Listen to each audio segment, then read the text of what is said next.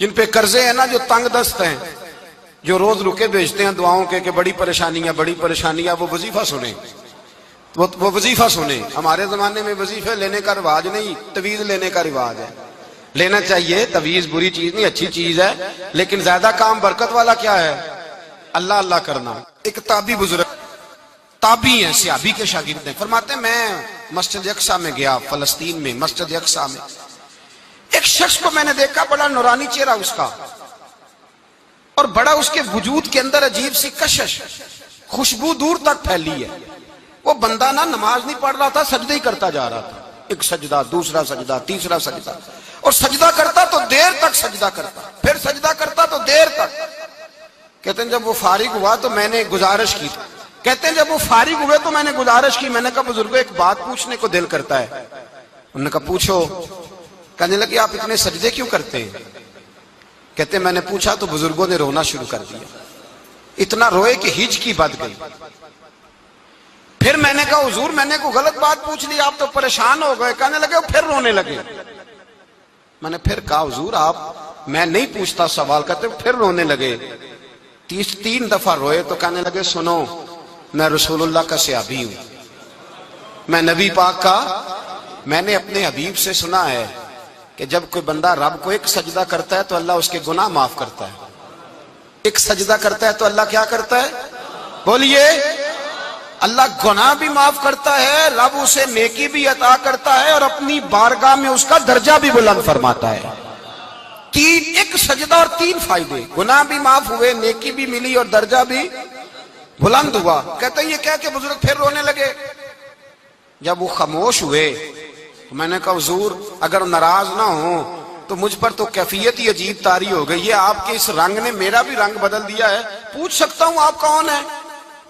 پوچھ سکتا ہوں آپ کون ہیں؟ کہتے جب میں نے سوال کیا تو انہوں نے پھر آنسو پونچھے، کہنے لگے میں رسول اللہ کا نوکر ابو ذر غفاری ہوں، میں ابو ذر غفاری ہوں، میں اپنی زندگی سجدے میں بتانا چاہتا ہوں، میں وقت اللہ کے حضور سجدہ کر۔ ہمارے ہاں میں نے اس دن بھی کہا تھا، ہمارے ہاں لوگوں نے بہانہ بنا لیا ہے حضور بخشوا دیں گے، محفل نعت 6 گھنٹے کی، نماز 5 منٹ کی، حضور بخشوا دیں گے۔ سنو نا جنہیں حضور بخشوا رہے ہیں، حضور انہیں بتا کیا رہے ہیں؟ حضور انہیں بتا کیا رہے ہیں؟ اللہ اکبر، کیا انداز ہے۔ حضرت ربیعہ بن کعب کہتے ہیں میں حضور کو وضو کرایا کرتا تھا، بخاری مسلم میں۔ ایک دن حضور نے فرمایا سل یا ربیعہ، ربیعہ کچھ مانگ لو۔ تو کہتے ہیں میں نے مانگا تو پھر میں نے بھی وہ چیز مانگی جو سب سے قیمتی تھی۔ میں نے کہا حضور جنت میں وہ والا مکان چاہیے جس کی دیوار کے دوسری جانب آپ کا حجرہ انور ہو، جس کی دوسری سائیڈ پہ آپ کا گھر ہو، تو اڈی میری کاند سانجی ہو گئی، وہ والا مکان چاہیے۔ تو نبی پاک نے فرمایا جا تجھے دیا، جا تجھے، بولیے جا تجھے، کمال ہو گئی، جا تجھے دیا۔ کون دیتا ہے؟ دینے کو منہ چاہیے، دینے والا ہے سچا ہمارا، میں جا تجھے دیا۔ ایک میری بات یاد رکھنا، حضور کیا فرمایا؟ اپنی زندگی میں سجدے زیادہ کرنا۔ کیا زیادہ کرنا؟ چلو سارے بولے ایک دفعہ، کیا کرا؟ کیا زیادہ کرنے ہیں؟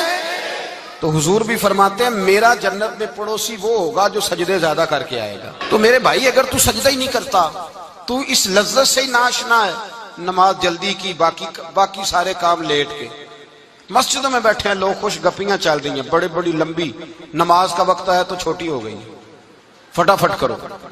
نماز، عبادت، ریاضت، یہ تو بندے کو اللہ کے قریب۔ حضرت عبداللہ بن جعفر، حضرت جعفر طیار کے بیٹے تھے، نبی پاک کے پھپھی کے بیٹے تھے، حضرت زبیر بن عوام رضی اللہ تعالیٰ، وہ انتقال کر گئے۔ ان کا جب وصال ہوا تو 10 لاکھ دینار کا قرضہ تھا ان پر، اور جو زمین انہوں نے چھوڑی وہ زمین بنجر تھی۔ لو سن لے، جن پر قرضہ چڑھا ہوگا وہ نسخہ بھی سن لے۔ جن پہ قرضے ہیں نا، جو تنگ دست ہیں، جو روز رکے بھیجتے ہیں دعاؤں کے کہ بڑی پریشانیاں، وہ وظیفہ سنیں، وہ وظیفہ سنیں۔ ہمارے زمانے میں وظیفے لینے کا رواج نہیں، تویز لینے کا رواج ہے۔ لینا چاہیے، تویز بری چیز نہیں، اچھی چیز ہے، لیکن زیادہ کام برکت والا کیا ہے؟ اللہ اللہ کرنا۔ کیا کام ہے؟ سجدہ کرنا برکت والا کام ہے۔ حضرت عبداللہ بن جعفر طیار کہتے ہیں میں نے قرضہ لینا تھا زبیر بن عوام سے، وہ وصال کر گئے، میں ان کے بیٹے کے پاس گیا، عبداللہ بن زبیر کے پاس۔ میں نے کہا پیسے لینے تھے، کہا بالکل لینے ہیں، میرے ابا جی مجھے وصیت کر کے گئے، لکھ کے گئے کہ یہ پیسے دینے۔ اور وہ یہ لکھ کے گئے ہیں میں زندگی بھر کوشش کرتا رہا ہوں, ادا نہیں ہو سکے. بیٹا تیری ذمہ داری ہے میرے قرضے ادا کرنا. عبداللہ بن زبیر رضی اللہ تعالیٰ عنہ کہنے لگے میں انشاءاللہ آپ کی رقم دے دوں گا. تو عبداللہ بن جعفر طیار کہنے لگے بھائی ہم دونوں آپس میں ہیں, کوئی شے نہیں چھوڑ کے گئے آپ کے ابا جی, کوئی چیز نہیں. توجہ ہے میری بات پر؟ یہ صحابہ کا ذرا انداز دیکھیے گا بندگی کا, کوئی چیز نہیں چھوڑی. تو حضرت زبیر بن عوام کہنے لگے ایک زمین کا ٹکڑا ہے وہ بھی بنجر ہے, اس میں بھی کوئی کھیتی نہیں اگتی, سبزہ نہیں ہوتا, بنجر ہے, پانی کوئی نہیں, اور وہ اتنی خشک ریتلی زمین ہے کہ بڑا مشکل کام ہے وہاں سیراب کرنا, بے آباد زمین ہے. حضرت سیدنا عبداللہ بن جعفر کہنے لگے تو اس طرح کر, وہ مجھے ساری نہ دے, اس میں سے تھوڑی سی مجھے دے دے, میں 10 لاکھ دینار کے عوض وہی رکھ لیتا, تیرے باپ کا قرضہ ادا ہو گیا, دے تو صحیح. انہوں نے کہا آپ کیا کریں گے, وہ تو کسی کام کی نہیں, چند کوڑیوں کی بھی نہیں, فرمایا مجھے دے دو, میں جانوں اور میرا کام جانے. او بھائی یہ تھے بندگی والے لوگ, یہ تھے جن کا رب سے رشتہ ہے, جنہوں نے حضور کے صلی اللہ علیہ وسلم کے پاس بیٹھ کر بندگی سیکھی تھی. کہتے زمین کا ٹکڑا لے لیا, بنجر بے آباد ریتلی زمین, جب میرے حصے میں آئی پہلے دن اپنے غلام سے کہنے لگے جو جگہ تجھے زیادہ سخت لگتی ہے نا وہاں میرا مصلی بچھا دے, جو تجھے زیادہ بنجر بے آباد لگتی ہے وہاں مصلی بچھا, مصلی بچھا. غلام نے مصلی بچھایا تو عبداللہ بن جعفر نے اللہ اکبر کہہ کے نیت باندھی. یہ حضرت جعفر طیار کے بیٹے ہیں, حضرت علی کے بھتیجے, انہوں نے نیت باندھی نماز کی, سر سجدے میں رکھا, رونے لگے, کہنے لگے اللہ میں بھی تیرا بندہ اور جس سے لینے تھے وہ بھی تیرا بندہ, خدا بندہ ہمارے درمیان مہربانی فرما, کرم نوازی کر, رحمت کا فیصلہ فرما. اتنا روئے کہ مصلی بھیگ گیا. کہتے اتنا تڑپ رہے تھے کہ صحابہ اکٹھے ہو گئے ان کے گرد, مصلی بھیگ گیا. جب بھیگا ہوا مصلی نماز مکمل کر کے اٹھایا نا, کہتے مصلی اٹھایا تو نیچے سے اللہ نے پانی کا چشمہ جاری فرما دیا, اللہ نے پانی کا چشمہ جاری کر دیا. فرمایا بناؤ حوض, کرو کھیتیاں سیراب. فرماتے ہیں جہاں ایک درخت نہیں اگتا تھا اللہ نے پورا باغ اگا دیا, جہاں ایک پھل نہیں ہوتا تھا وہاں عالی شان پھل لگ گئے, قرضے بھی ادا ہوئے. حضرت زبیر بن عوام کے بچوں کے پاس مال دولت بھی بچ گیا. لوگ جب کہتے ہیں یہ ساری کس چیز کی برکت ہے, اور فرماتے یہ ساری سجدوں کی برکت ہے, یہ رب کی بندگی کی برکت ہے جی, اس کی بارگاہ میں نماز پڑھنے کی. مسلمان توجہ نہیں کرتا, توجہ نہیں. جاگ رہے ہیں آپ حضرات؟ یہاں کوئی حکومت اعلان کرے نا کہ ہر نماز کے بعد 500 روپیہ, کتنا جی؟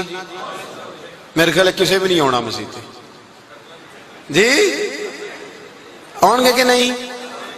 نہیں تھوڑے جے بول دے, جڑے نہیں بول دے انہوں نے بالکل ہی نہیں نہ ہونا, انہوں نے پکا پتہ لگ. اور خدا کے بندو بات سمجھو, رب فرماتا ہے تو مسجد آدھا میں تجھے برکت عطا کروں گا. کئی جگہ مسائل نہیں بنا دیے گئے, وہ چھوڑو دی یہ تو نفل ہے, چھوڑو دی یہ تو غیر مؤکدہ ہے.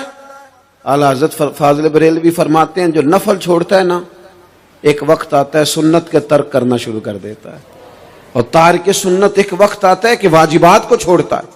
چونکہ وہ سیلاب اچانک نہیں آیا کرتے, پہلے چھوٹا سا سوراخ ہوتا ہے, دریا کے کنارے چھوٹا سوراخ ہوتا ہے, بند نہ کیا جائے تو بڑا ہو جاتا ہے, پھر اور بڑا ہو جاتا ہے, پھر وہ سیلاب بن جاتا ہے. کیا ہوتا ہے کہ جب ہم دیر کرتے ہیں, آپ دیکھ لیں دنیا داری میں لوگ کتنے آگے نکل گئے, کتنے دنیا داری کی جو چیزیں آئیں وہ غالب ہو گئیں. میں آپ سے پوچھ رہا ہوں جتنے لوگوں کے پاس موبائل ہیں اتنے لوگ نمازی بھی ہیں. موبائل بعد میں آ کے غالب ہو گیا سب پہ, اور نماز آپ یہ ایوریج نکالے نا, جتنے لوگ فیس بک پہ ہیں اتنے لوگ دینی تعلیم کے میدان میں بھی ہیں, پڑھنے پڑھانے کا مزاج بھی رکھتے ہیں. جتنی نصیحتیں کرنے میں آج لوگ نکلے ہوئے ہیں, کیا اتنی خیر بھی دنیا میں بٹ رہی؟ جتنی جدید ٹیکنالوجی آ گئی سب ہم نے حاصل کر لی, بری بات نہیں, ٹھیک ہے, اچھی بات. لیکن سوال یہ ہے کہ وہ باتیں جو سالوں سے ہو رہی ہیں اور جو ہمارے دین کے فرائض میں شامل ہیں ان پر عمل کب ہوگا؟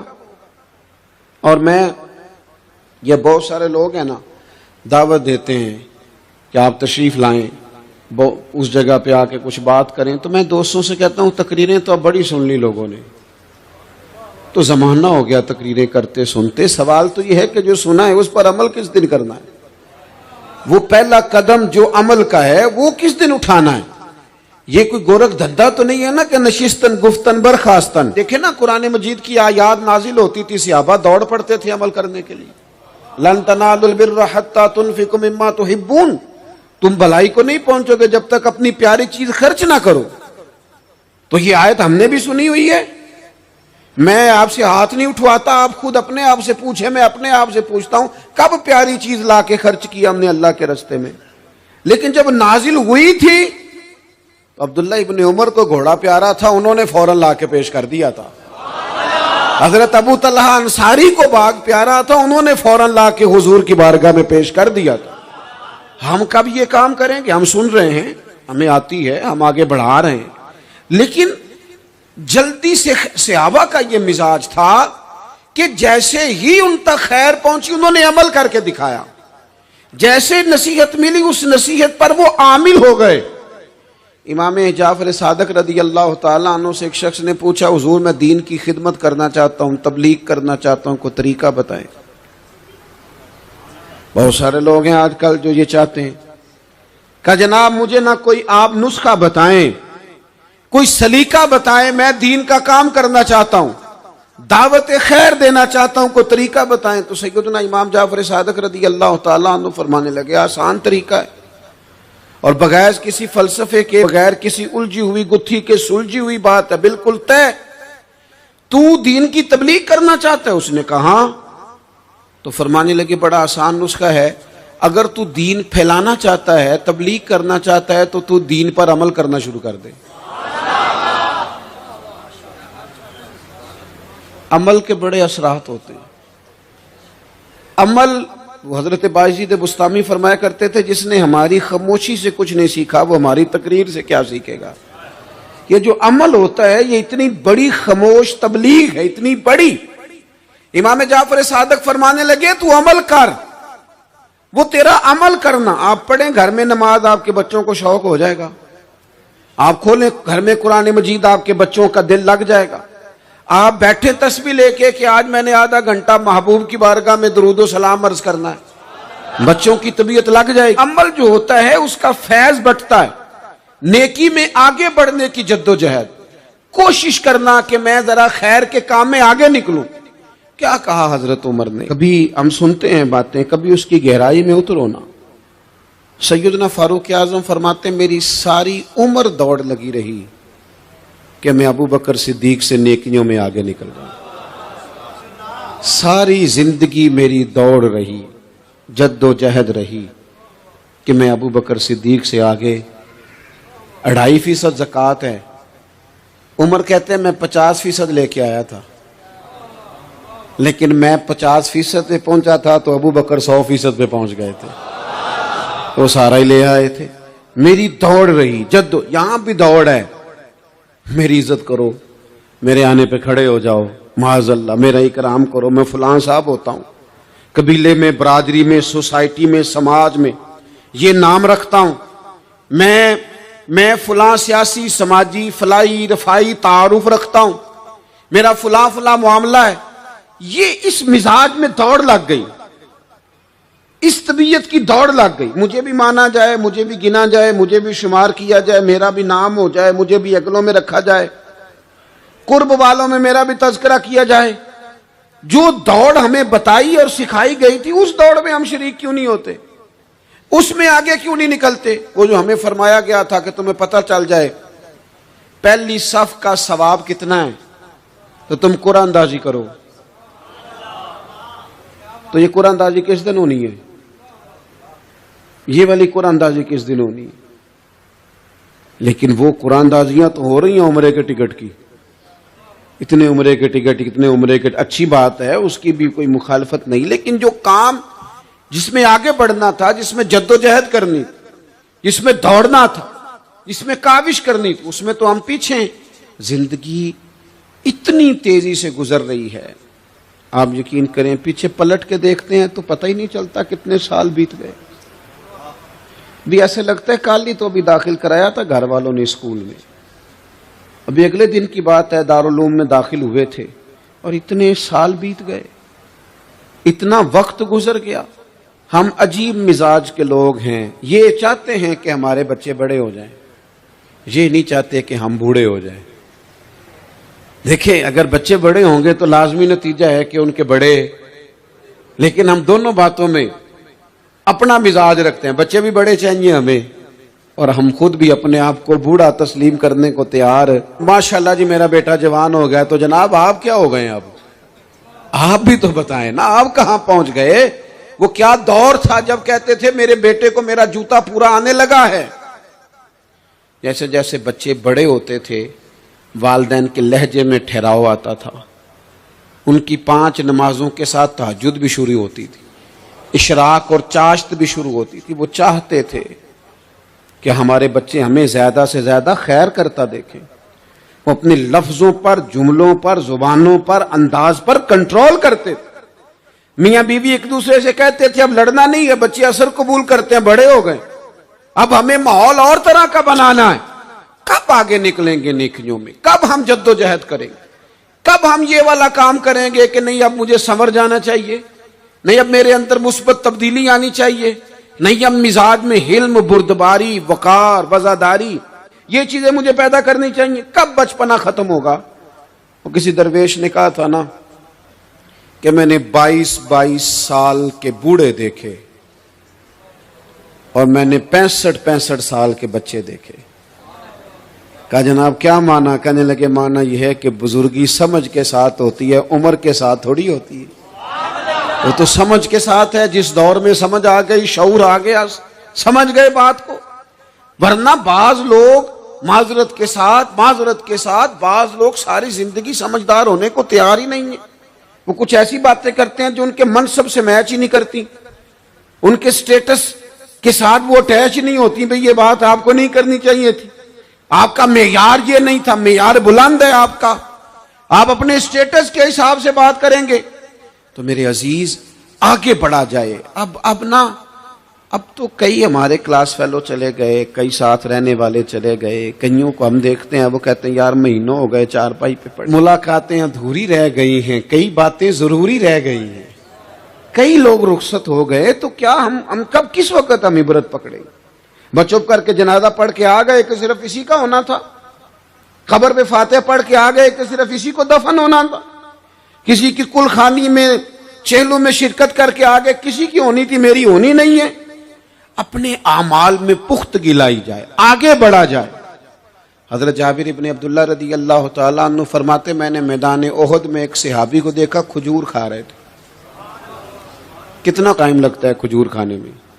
گوشت کی بھری ہوئی پلیٹ نہیں تھی ان کے سامنے کہ ساری خالی ہونے میں دیر لگے گی، کھجور کھا رہے تھے، بخاری شریف ہے۔ اور کھجور کھاتے کھاتے کریم محبوب علیہ السلام کی عالی مرتبت بارگاہ میں عرض گزار ہوئے یا رسول اللہ اگر آج میں شہید ہو جاؤں تو کہاں جاؤں گا؟ تو حضور نے فرمایا جنت میں۔ حضرت جابر ابن عبداللہ فرماتے ہیں وہ بات انہوں نے سنی تو وہ جو کھجور کھا رہے تھے وہ باقی کی منہ سے نکال دی۔ کیا معنی؟ کہیں کھجور کھاتے کھاتے دیر نہ ہو جائے، کہیں دیر نہ ہو جائے۔ وہ کھجور نکال دی اور میدان میں اترے اور وہ لڑے اور انہوں نے جد و جہد کی اور وہ اسلام کا نام لے کر ڈٹ گئے، رسول اللہ صلی اللہ تعالی علیہ وسلم کے پیغام پر کھڑے ہو گئے، اللہ نے انہیں شہادت عطا کر دی۔